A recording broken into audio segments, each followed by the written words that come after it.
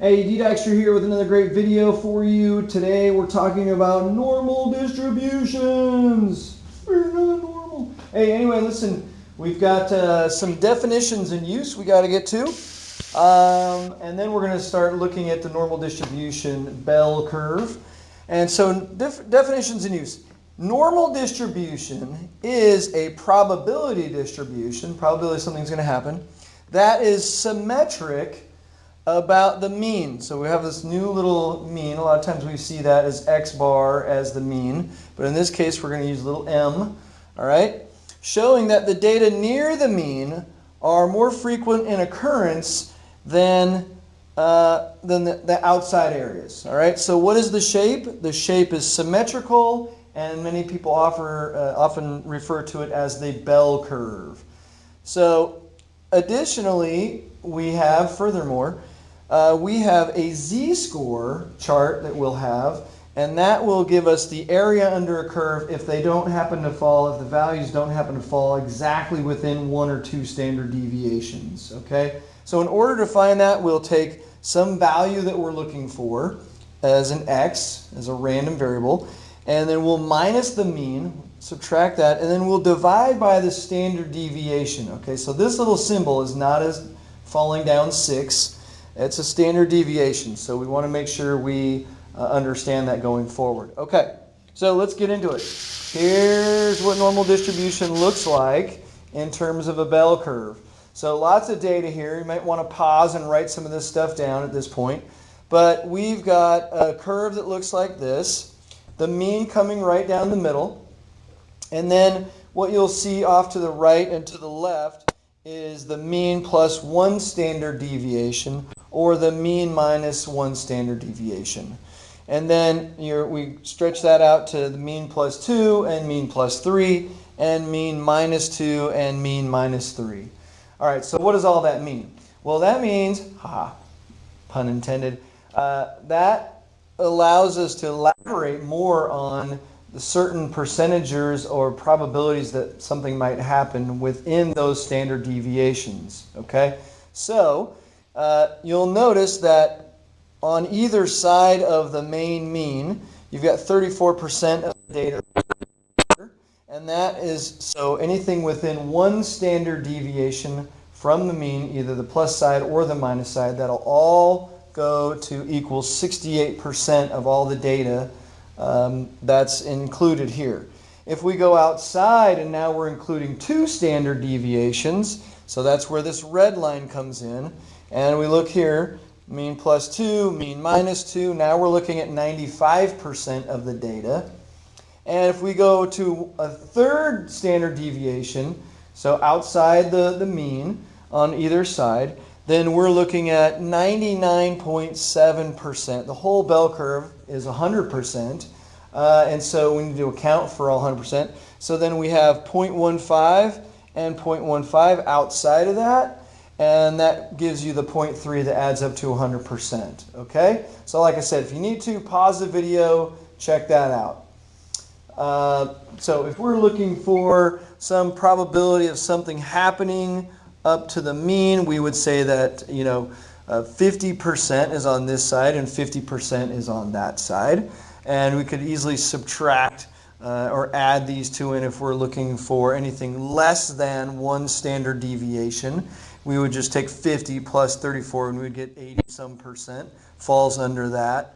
Or we could say what could be on the opposite side.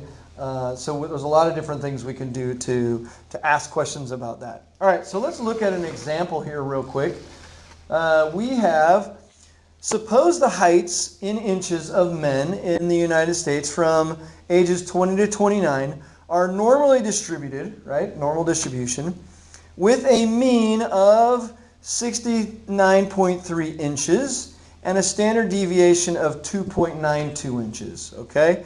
So what we want to do is then we could list our mean here at 63.6, 63.46, and, our mean is 69.3.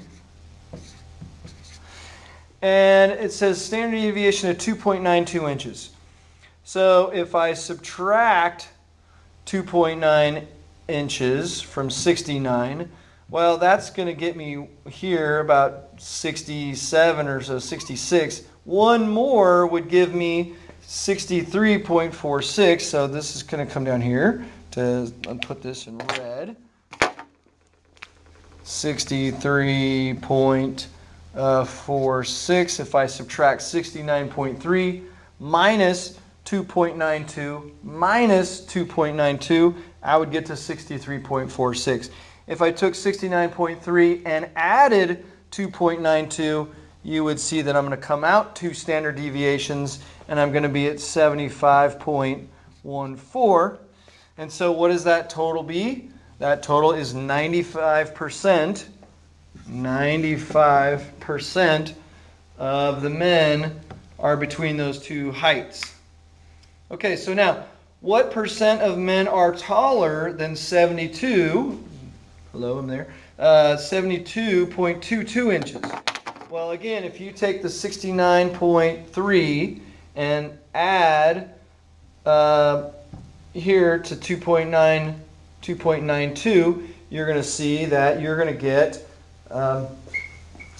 that value of 2.92. So you're going to end up with just outside, so that we have here. So if you take your calculator and you take 69.3 and we want to go minus 72.22, we're going to see that's 2.92, which is what our standard deviation is.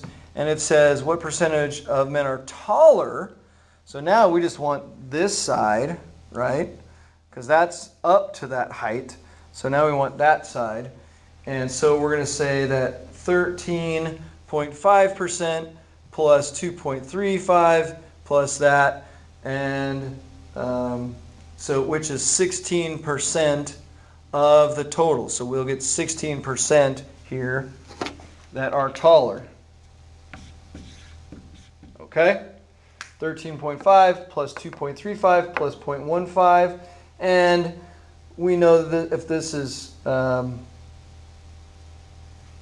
standard deviation, so 16% of the males are taller than 72.2 inches. Okay, example number 2. Here is, suppose the heights in inches of adult females. So just a little bit more. There we go.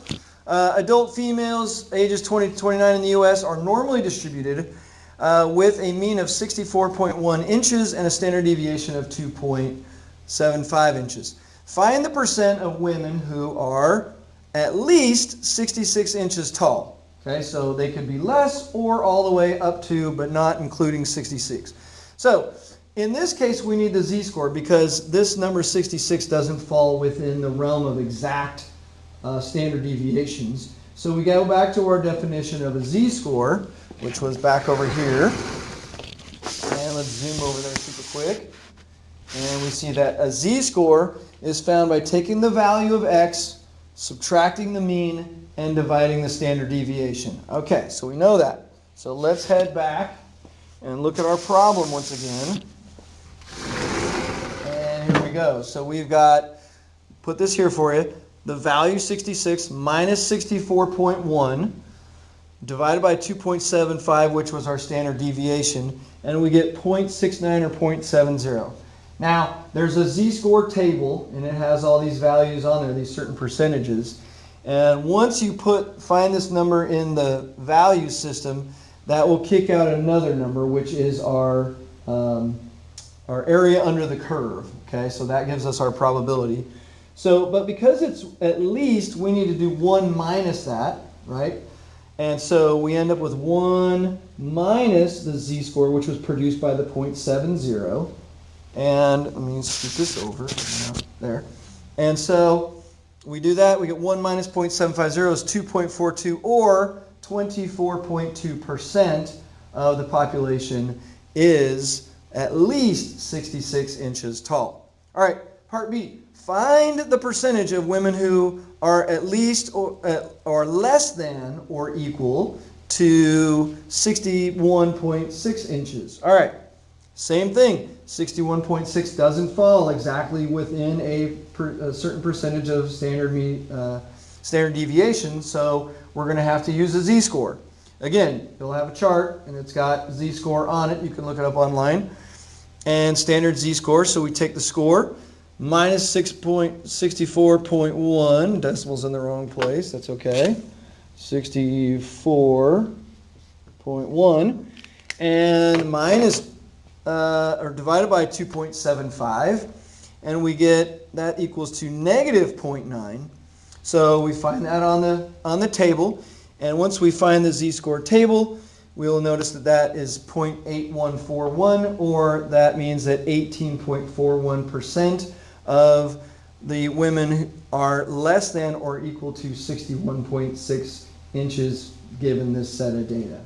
All right, so that's a couple questions on normal distribution. Really hope you've had a great time watching this video, and come back, watch it again. This is the big part though right here. Make sure you have all that information. And D. Dykstra, have a great night. We'll talk to you soon. Have a great day wherever you are across the world. Have some fun. Okay, thank you. My camera's going crazy, so we'll just sign off now. All right, peace.